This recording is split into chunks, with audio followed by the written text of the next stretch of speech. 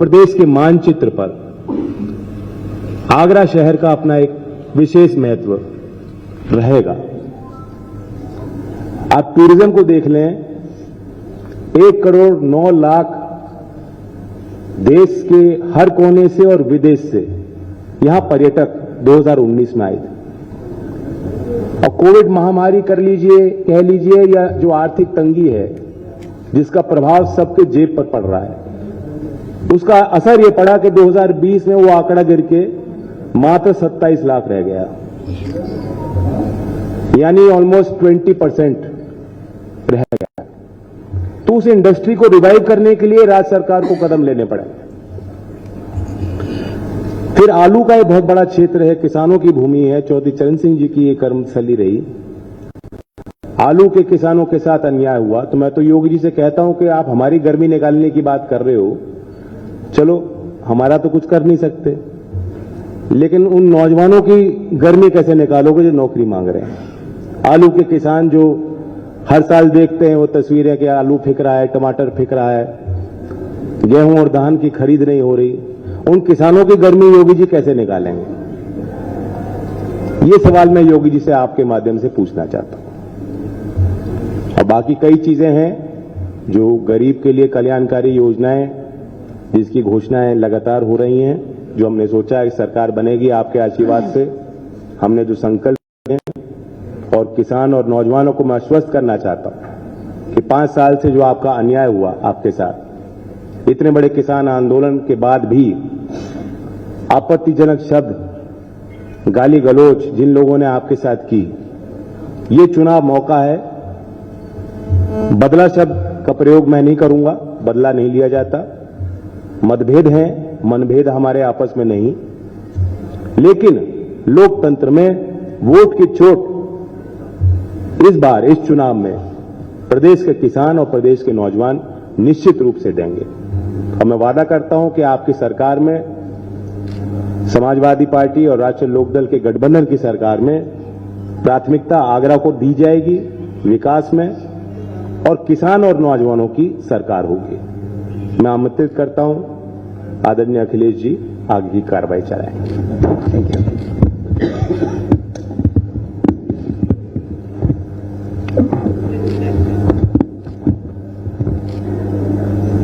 मैं सबसे पहले जयंत चौधरी जी का धन्यवाद देता हूं। जो बातें जयंत चौधरी जी ने कही हैं उससे आगे और उससे मैं सहमत हूं। आगरा और आसपास के लोगों से आपके माध्यम से मेरी यही अपील है कि इस बार गठबंधन की मदद करें। समाजवादी पार्टी और आरएलडी का जो गठबंधन है, इसके सभी प्रत्याशियों को एक एक वोट देकर के ऐतिहासिक जीत दिलाने का काम करें। हम आगरा के लोग और यहां पत्रकार साथी जितने बैठे हैं, कई समय पर हम लोग मिले हैं, और आगरा न केवल यूपी के लिए बल्कि हमारे देश के लिए और इस शहर का दुनिया में परिचय है। यूपी को लोग जाने न जाने, लेकिन आगरा के ताजमहल और आगरा के कारोबार और आगरा के व्यापारियों ने दुनिया में कहीं न कहीं भारत की और उत्तर प्रदेश की प्रतिष्ठा बनाई है, दुनिया में लोग जानते हैं। और आगरा शहर भी ऐसा है, मेलजोल का शहर है।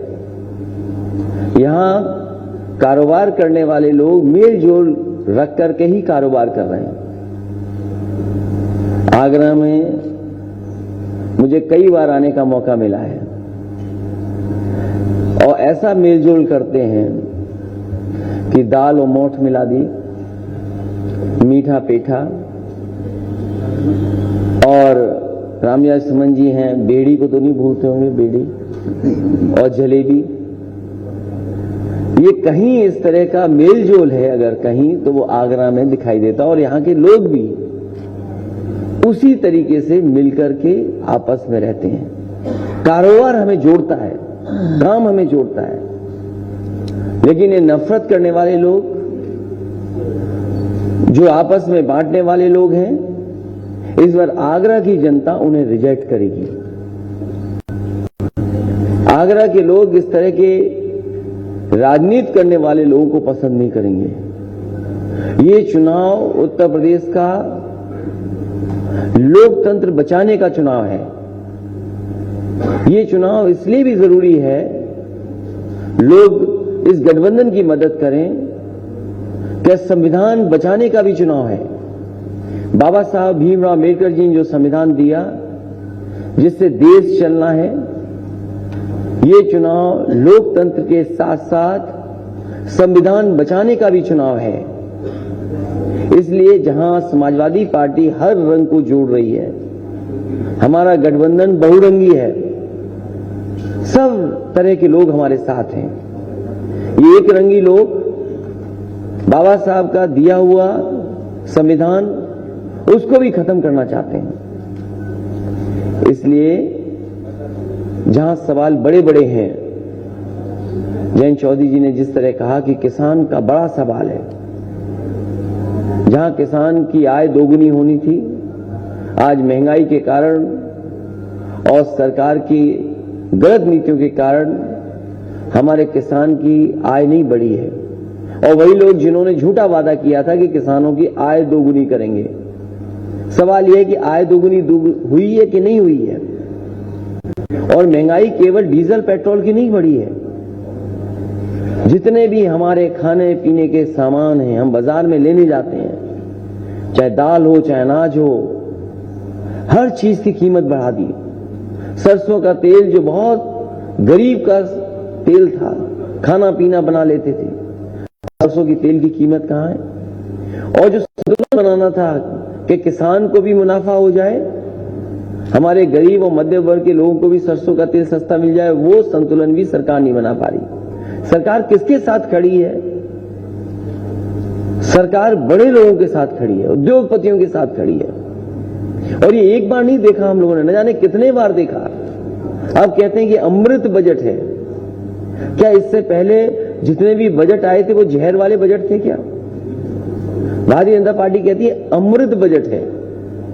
इससे पूर्व में जितने भी बजट दिए, क्या वो जहर बजट थे इनके? और फिर हमारे बाबा मुख्यमंत्री की भाषा कोई पहली बार ऐसी नहीं बोली जा रही है। उत्तर प्रदेश के लोगों ने न जाने कितनी बार उनकी ऐसी भाषा सुनी है। जो मुख्यमंत्री सदन में कह दे ठोक दो, जो मुख्यमंत्री सदन में अनपार्लियामेंट्री शब्दों का इस्तेमाल करें, वो आज कह रहे हैं कि गर्मी निकाल देंगे। क्या हमारे मुख्यमंत्री जी कंप्रेसर है जो गर्मी निकाल देंगे? क्या मुख्यमंत्री जी वाकई में कंप्रेसर है? और हम और आप नहीं समझ पाए, वो अपने लिए कह रहे थे, जनता से कह रहे थे कि हमारी गर्मी निकाल दो, हम भी उत्तराखंड वापस जाना चाहते हैं, जहां से आए थे वहीं वापस जाना चाहते हैं। और इस बार गोरखपुर की जनता ने तय किया है, जब चुनाव होगा तो आप देख लेना, वहां की जनता बुनियादी सवालों को लेकर के मतदान करेगी और इन्हें वापस भेजा जाएगा। जैसा कि जयंत चौधरी ने कहा कि कोई भी नौजवान हक मांगने गया या अपनी नौकरी के सवाल को लेकर के गया, इस सरकार ने अपमानित किया है। चाहे वो टीटी वाले रहे हों, चाहे बीटीसी वाले रहे हों, चाहे बीपीएड वाले रहे हों, चाहे बीएड वाले, चाहे शिक्षा में कोई भी नौजवान अगर गया है रोजगार और नौकरी और अपने हक के लिए, तो इस सरकार ने उससे अपमानित किया है। इस बार एक एक यूथ भारतीय जनता पार्टी को अपने बूथ पर हरा करके इन्हें ऐतिहासिक हार दिलाने जा रहा है। और वो वक्त कैसे भूल सकता है आगरा, जिस समय दवाई की जरूरत थी, बिस्तर की जरूरत थी, ऑक्सीजन की जरूरत थी, ये सरकार कुछ भी नहीं दे पाई और न जाने कितने लोगों की जान चली गई। अगर सरकार जागरूक होती और जनता के लिए काम करती, तो सबसे पहले सूचना यहीं से आई थी कि कोविड के लोग या कोविड से जिनको बीमारी हुई है, वो सबसे पहले यहीं की गिनती में आए थे। लेकिन उसके बावजूद भी सरकार को जो तैयारी करनी चाहिए थी, अस्पतालों को जिस तरीके से तैयार रखना चाहिए था, ये सरकार ने नहीं किया।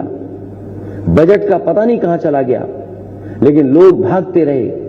वो कोविड के समय की तस्वीरें कौन भूल सकता है कि जहां परिवार के सदस्य अपने परिवार के सदस्यों को बचाने के लिए दवाइयां ढूंढ रहे थे, महंगी दवाइयां मिल रही थी, अस्पतालों में बिस्तर ढूंढ रहे थे, बिस्तर नहीं मिल रहे थे, और ऑक्सीजन के लिए न जाने क्या क्या करना पड़ा उन्हें। और रेमडेसिविर जैसे इंजेक्शन के लिए भी शायद अधिकारियों के सामने डॉक्टरों को गिड़गिड़ाना पड़ा, तब जाकर के रेमडेसिविर जैसे इंजेक्शन मिली हैं। और वो तस्वीर कोई नहीं भूल सकता है कि जहां एक परिवार दूसरे परिवार को कैसे ऑक्सीजन दे रहा था। और उससे पहले की भी जो तस्वीरें थी, जिस समय लॉकडाउन लगा था, सबसे पहले एक नौजवान यहीं का जिसकी जान गई थी, हार्ट अटैक हुआ था, वो मुरैना का था, आपके बगल की प्रदेश का था। हार्ट अटैक हुआ, चलता चलता आया, घर नहीं पहुंच पाया, उसको हार्ट अटैक हो गया। कई लोगों की जान गई उस समय, जो अपने घर नहीं पहुंच पाए, सरकार ने नहीं मदद की। और वो तस्वीर कैसे भूल सकते हैं कि एक मां अपने बेटे को सूटकेस पे लेके जा रही थी, और यहां के जिलाधिकारी, यहां सरकार के लोग कह रहे थे कि ऐसा तो बचपन में हमने भी किया, हमें भी ले जाया जाता था। उस समय जितने लोगों की जान गई, अगर किसी ने मदद की थी मजदूरों के परिवार की, तो समाजवादी पार्टी ने उन परिवारों की मदद करने का काम किया। और जो हम कर सकते थे, चाहे वो प्रेस के लोग हों या समय समय पर अगर ऐसी घटना हुई, जो मदद कर सकते थे, हम लोगों ने मदद की है। और लॉकडाउन का समय, बीमारी का समय, हमारा किसान, हमारा नौजवान और पूरा आगरा का कारोबार ठप है। One district one product, Agra में तो न जाने कितने कारोबार हैं, कितने काम हैं, लेकिन अगर हम इसका हिसाब किताब लगाएं तो डबल इंजन की सरकार ने यहां का कारोबार ठप कर दिया है। जो सहयोग करना चाहिए था सरकार को, वो सहयोग नहीं किया सरकार ने। जितने भी काम आज जो दिखाई दे रहे हैं, जो बड़े काम हैं, कभी न कभी समाजवादी सरकार में शुरू हुए थे। मुझे याद है कि जिस समय गंगा का पानी पीने के लेकर के यहां आना था, सरकार बनी थी। जो जापान के एम्बेसडर थे, मुझसे मिले थे आकर के, उन्होंने कहा कि एक बहुत बड़ा प्रोजेक्ट जो हम शुरू नहीं कर पाए हैं, हम चाहते हैं वो जायका का प्रोजेक्ट यहां चालू हो जाए, पैसा खर्च हो जाए। न जाने कितनी सरकारें थी जो लाना चाहती थी, लेकिन उससे पहले वाली जो सरकार थी, किसी कारण उस काम को आगे नहीं बढ़ाया। अगर किसी ने उस समय जायका के प्रोजेक्ट को, पानी पीने को आगरा पहुंचाने का काम किया, तो वो समाजवादी सरकार थी। अभी मैं देखता आ रहा हूं कि पिलर बहुत पहले लग जाने चाहिए थे, अब पिलर लग रहे हैं। मेट्रो अगर किसी ने दी है तो समाजवादियों ने दी है, समाजवादी सरकार ने मेट्रो दी है। और जितने काम उस समय दिए जा रहे थे, अभी भी सरकार आधे अधूरे पूरे नहीं कर पाई। पता नहीं क्या दुश्मनी है विकास से। इन भारतीय जनता पार्टी के लोगों को विकास को गति नहीं दे रहे हैं। तकलीफ उस म्यूजियम से भी थी, जो म्यूजियम आधा अधूरा पड़ा है। मुझे याद है, मैं म्यूजियम देखने गया, वहां के मेरे चौकीदार से मुलाकात हुई, तो मैंने चौकीदार से कहा कि आपने ये एयर कंडीशन क्यों नहीं लगाए हैं? बोला साहब, ये बिना लगाए इसकी तो वारंटी खत्म हो गई है। तो सोचिए, जो म्यूजियम बनना था आगरा के इतिहास को, और मैंने कहा कि ये गंगा जमुनी तहजीब का इतिहास लेकर के म्यूजियम बनेगा। अगर छत्रपति शिवाजी महाराज जी का यहां प्रतिमा लगेगी, तो मां जीजाबाई की भी यहां पे प्रतिमा लगेगी। आगरा को एयरपोर्ट मिल जाता अगर एनओसी दे देते ये सरकार के लोग। यही बीजेपी के लोगों ने समाजवादी सरकार में एनओसी नहीं दिया, जिसके कारण हिरण गांव में वो एयरपोर्ट बनना था, वो नहीं बन पाया। मैं तो आज भी कहता हूं, समाजवादी सरकार बनेगी और एनओसी के लिए फिर एक बार दोबारा अप्लाई करेंगे। अगर सरकार एनओसी दे देगी तो आगरा के पास, जो लगभग 12 या 14 किलोमीटर दूर है, हिरण गांव, वहां जाकर के एक और एयरपोर्ट बनकर के तैयार हो जाएगा। जहां तक सड़कों की बात है, आगरा लखनऊ एक्सप्रेसवे कम समय में बनाया, और कई मौकों पर मैंने कहा कि ताजगंज को और हजरतगंज को अगर किसी ने जोड़ा है, तो समाजवादियों ने एक बेहतरीन एक्सप्रेसवे बना करके दे दिया। जो सड़क बार जाम लग जाता था, जितनी बनी समाजवादी सरकार में, उसके आगे नहीं बढ़ पाया है। तो हर क्षेत्र में काम किया। ये वो शहर है जहां टूरिज्म को तो बढ़ाया ही जा सकता है, बड़े पैमाने पर उद्योग कारोबार है, अगर उसको बढ़ाया जाए तो दुनिया में तो नाम होगा ही होगा, हमारे न जाने कितने लोगों को नौकरी और रोजगार मिल जाएगा। आलू का सवाल है, अगर आलू के लिए कुछ भी हम लोग करना पड़ेगा, क्योंकि यही बेल्ट है जो शुरू होती है आलू की और फर्रुखाबाद, कन्नौज और कानपुर देहात तक बड़े पैमाने पर कोल्ड स्टोरेज हैं, बड़े पैमाने पर किसान काश्तकार जो आलू पैदा करते हैं, उनकी हर बार समस्या रहती है। मुझे याद है कन्नौज के कुछ किसान आलू फेंक करके आए थे मुख्यमंत्री जी के आवास पर, और इसलिए फेंक करके आए थे कि सरकार ने कहा था आलू खरीदेंगे। आप बताओ आगरा वालों, सरकार ने कितना आलू खरीदा है, कितना सहयोग किया है, चाहे किसान का, चाहे कोल्ड स्टोर वालों का, या किसी का नहीं किया है। समाजवादी सरकार बनेगी तो कोई न कोई ऐसी व्यवस्था की जाएगी जिससे हमारा किसान न बर्बाद हो और वहीं हमारे कोल्ड स्टोर या और कारोबार जुड़े वाले लोग उनका नुकसान न हो। जहां ये क्षेत्र चौई चंद सिंह जी, अजीत सिंह जी का कम क्षेत्र रहा है, बहुत काम किया उन लोगों ने। हम तमाम बड़े लोगों को जिनका योगदान रहा उत्तर प्रदेश की राजनीति को आगे बढ़ाने में, मैं सबको याद करता हूं। और मुझे उम्मीद है कि इस बार के चुनाव में जो चुनाव है लोकतंत्र को बचाने का, भाईचारा को बचाने का, और मैंने कई बार कहा उत्तर प्रदेश का चुनाव ये भाईचारा बनाम भारतीय जनता पार्टी है। मुझे उम्मीद है कि किसान, नौजवान, व्यापारी एक साथ एकजुट होकर के इस भारतीय जनता पार्टी का सफाया करेंगे। वहीं इस शहर का जो सबसे बड़ा कारोबार है लेदर इंडस्ट्री, जो कुछ अगर सपोर्ट कर सकते हैं, पहले भी किया। समय समय पर यहाँ के उद्योग और कारोबार करने वाले मुझे मिले थे, जो सहयोग कर सकता था उस समय सरकार में मैंने किया। आगरा को सीटें नहीं मिली, लेकिन समाजवादियों ने कभी विकास को रोका नहीं। मैं आज कह करके जा रहा हूं कि जितने हमारे समाजवादी और आरएलडी के प्रत्याशी हैं, इनको जिताइए और समाजवादी और आरएलडी मिलकर के आगरा को वर्ल्ड क्लास सिटी बनाने की तरफ ले जाएंगे। इनका स्मार्ट सिटी तो इनके घर के पास भी नहीं दिखाई दे रहा है। कम से कम इन्हें अपने घर के पास ही स्मार्ट सिटी बना दिया होता तो शायद स्मार्ट सिटी कुछ जगह दिखाई देता।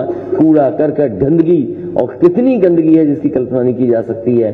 ताजमहल के आसपास आगरा के शुरू हुआ था काम, वो वैसा ही ठप है। जो दावा करते थे कि मां गंगा को साफ कर देंगे, कोई हमें बता दे कि बिना हमारी यमुना नदी को साफ किए गंगा नदी कैसे साफ हो सकती है।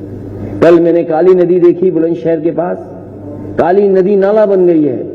जैसे काली नदी नाला है वैसे ही आगरा में यमुना नाला बन जाती है। इसलिए इस नदी को साफ करने के लिए भी भारतीय जनता पार्टी ने जो बड़े बड़े दावा किए, हजारों करोड़ रुपए बजट के आए, लेकिन वैसी की वैसी यमुना दिखाई दे रही है। इसको सफाई को आगे नहीं बढ़ा पाए। मुझे उम्मीद है कि यहाँ की जनता और खासकर आगरा के लोग, किसान, व्यापारी, नौजवान, हर वर्ग के लोग मिलकर के समाजवादी और आरएलडी के जो प्रत्याशी हैं उनको ऐतिहासिक वोटों से जिताने का काम करेंगे। मैं कुंवर चंद वकील साहब जो छावनी विधानसभा के हैं, मैं इनके सहयोग और समर्थन के लिए आपसे अपील करता हूं। विनय अग्रवाल दक्षिण विधानसभा के हैं, मैं इनके समर्थन के लिए अपील करता हूं। ज्ञानेंद्र गौतम उत्तरी विधानसभा से लड़ रहे हैं, मैं इनके सहयोग और समर्थन के लिए आपसे और आपके माध्यम से सहयोग और समर्थन की अपील करता हूं। रूपाली दीक्षित जो फतेहाबाद विधानसभा से चुनाव लड़ रही हैं, मैं इनके समर्थन में भी आप सबसे और आपके माध्यम से सबसे समर्थन मांग रहा हूं। मधुसूदन शर्मा जी बाहा विधानसभा के हैं, हमारी पार्टी के अध्यक्ष भी थे, मैं इनका भी समर्थन और सहयोग मांग रहा हूं। डॉक्टर बीरेन चौहान जी, हालांकि लोग प्रोफेसर होते हैं, कब छोड़ के चले जाएं पता ही नहीं है। डॉक्टर बीरेन चौहान जी को एतमादपुर विधानसभा के लिए मैं आप सबसे सहयोग और समर्थन की मांग कर रहा हूं। मेरे साथ रामजय सुमन जी हैं, मैं इनका भी धन्यवाद देता हूं। मैं कोई बुरी बात हो रही हूं, मैं धन्यवाद दे रहा हूं आपका। ठाकुर रोहतांग सिंह खैरागढ़ विधानसभा के हैं, मैं इनके सहयोग और समर्थन के लिए भी आपसे अपील करता हूं। आरएलडी के दूसरे प्रत्याशी महेश जाटव जी ग्रामीण विधानसभा के हैं, मैं इनके समर्थन में भी आप सबसे सहयोग मांग रहा हूं। ब्रजेश चहार जी फतेहपुर सीकरी विधानसभा से चुनाव लड़ रहे हैं, मैं इनका भी समर्थन चाहता हूं कि इनको भी ऐतिहासिक वोटों से जिताएं। आरएलडी और समाजवादी पार्टी के जिलाध्यक्षों का और संगठन के जितने भी पदाधिकारी हैं उनका बहुत बहुत धन्यवाद, और खासकर अपने प्रेस के लोगों का बहुत बहुत धन्यवाद।